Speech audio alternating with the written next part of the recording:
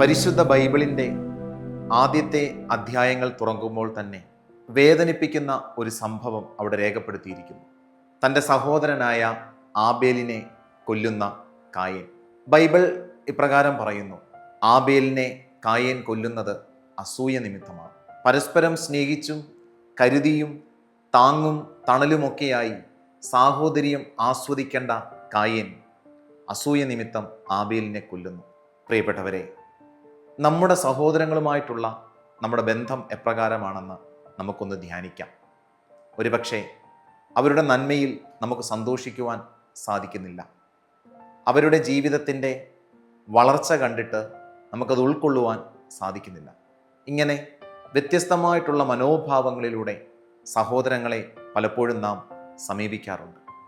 എന്നാൽ നമുക്കൊന്ന് മനസ്സിലാക്കാം, ഒരു മാതാവിൻ്റെ ഉദരത്തിൽ നിന്ന് സാഹോദര്യത്തിൻ്റെ സ്നേഹത്തോടെ ദൈവിക നന്മകൾ പങ്കുവയ്ക്കുവാനായി വിളിക്കപ്പെട്ടിരിക്കുന്നവരാണ് നാം.